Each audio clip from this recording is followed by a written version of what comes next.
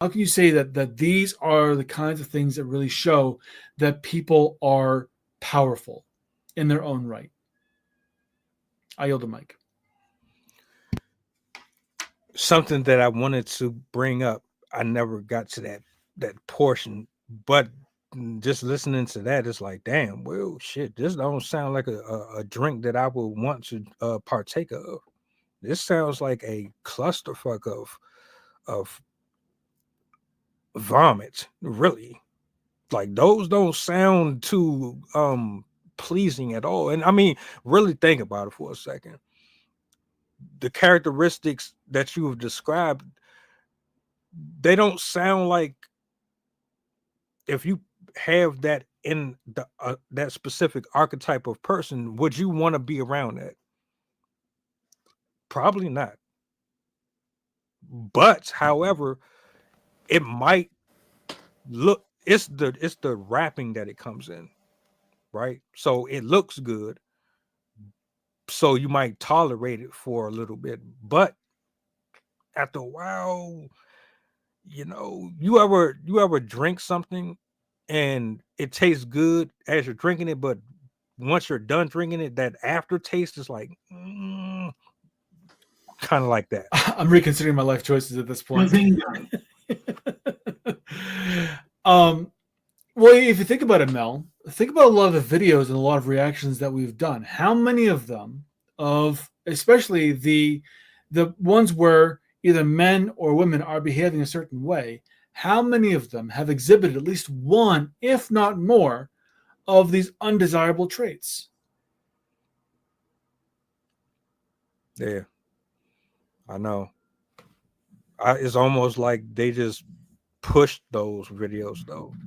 That's all you see for real, and that's why I keep bringing them up, because you know, uh, I don't see it when I'm kind of walking and I'm doing my everyday, but I see it enough to know that it exists and that is a problem. And for all intent and purposes, I needed to ask the question: are people who are deemed attractive, are they afforded more luxuries than the opposite? I think it's deeper than that. Asking the wrong question. You really are just asking the wrong question if that's all you're asking, because it's not about whether they are afforded more luxuries. I think that's a myth. Especially now, I think that people are really seeing that this isn't something you can really rely on. You can't rely on a pretty face. Women can't use their looks anymore to get what they want.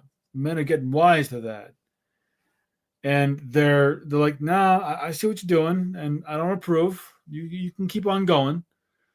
They've become wise to this social manipulation that is happening, and they don't want it anymore.